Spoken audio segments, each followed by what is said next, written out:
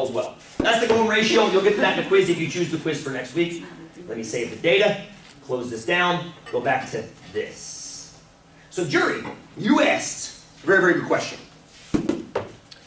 How many of you have seen a poll like this in the news? It's a Gallup poll. I got it September 23rd. It's a couple weeks old now. More than 6 in 10 Republicans and Democrats approve. Slightly fewer back ISIS military action versus past actions. I mean, you've heard this before. Unemployment's up. Unemployment's down. Cost of housing is up. Cost of housing is down. Right? The rental market, through the roof, rental market in the gutter. It's hard to get rent. It's hard to find. You hear these all the time in the news. I blame Ted Turner because he gave us CNN decades ago, and now you have to fill up every space of every iota of time with something. And a lot of times those something, it happened in my home state of Delaware a couple days ago. 12 students arrested in riots at Newark High School. I was like, holy crap, riots in Delaware? So I went and looked. It turns out there were actually hundreds of students involved in the riot, but the original headline misidentified the number. And when the paper was called on it, they said, oh yeah, but we had reporters on the scene, and they're giving us real-time updates. And I said, why don't you wait until you know what the hell happened before putting out a headline that nobody's going to read past and causing public alarm? Haven't gotten a response back yet. Haven't gotten a response. I haven't gotten a response back yet, but I think that's a good question, right? Can we read past the headline? Oh wait, not if the headline's inaccurate. Because the news media is just saturated. Well, yes, but why? Saturated with what? Saturated with drivel. That's the problem. Let's saturate with like actual information, please. I was just going to say that's a huge new issue right now in media and news and information is Twitter. Because people are getting all this misinformation from journalists tweeting about it as it's happening in real time as opposed to just collecting it, like recording it. Anybody afraid of Ebola? No. Okay, I saw this the other day. You might get a kick out of this. Taylor Swift. What? Let me find it. Oh, no. No. Oh, No. No. Where is it? Come on. It was a great meme that somebody did. More Americans have been dumped by Taylor Swift. It was on Facebook. I put it on Facebook. Yeah. More Americans have been dumped by Taylor Swift than will contract Ebola this year. It was on there. That's funny. H1N1, remember swine flu? Yes. Remember all the extra shots we had to get? No. Guess what happened? Nothing. More people died from the normal influenza Yep. than H1N1 that year. Yep.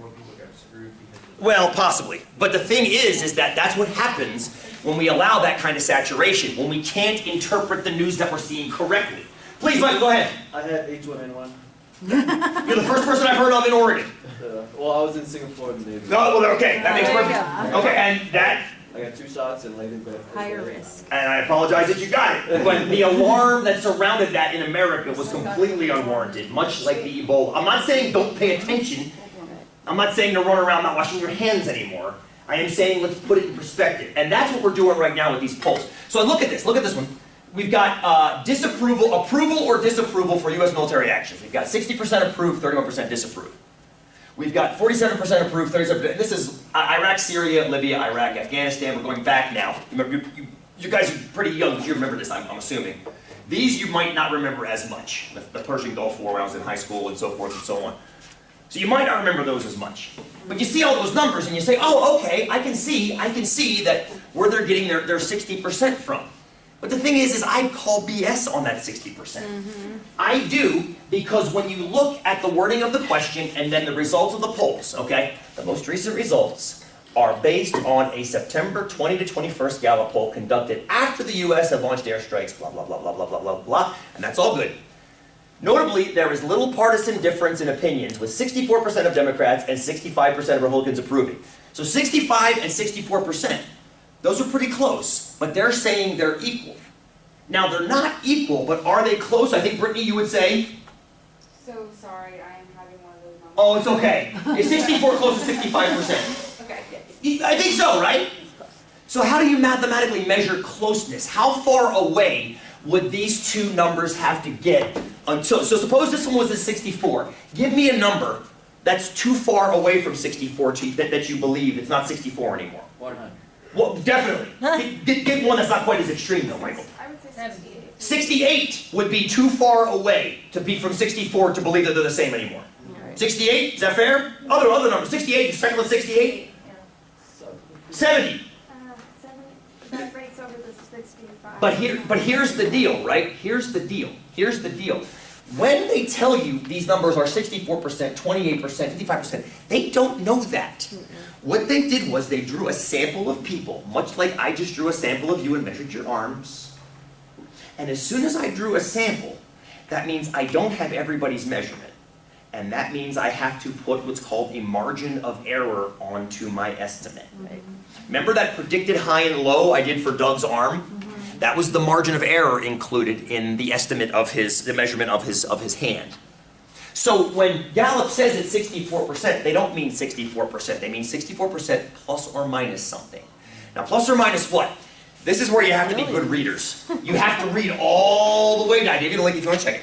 You got to read all the way to the bottom and check. The standard deviation. The margin of error is essentially the standard deviation. Great question. It is essentially the standard deviation when you take the sample applied to the population. That's what it is. Very nice. Results for this Gallup poll are based on telephone interviews conducted September 20th, 21st, 2014. I don't particularly care for telephone interviews, but as far as this goes, it's the best, worst way of getting the data. Tracking served with a random sample of 1,013, that's plenty, FYI. We'll study why in 244.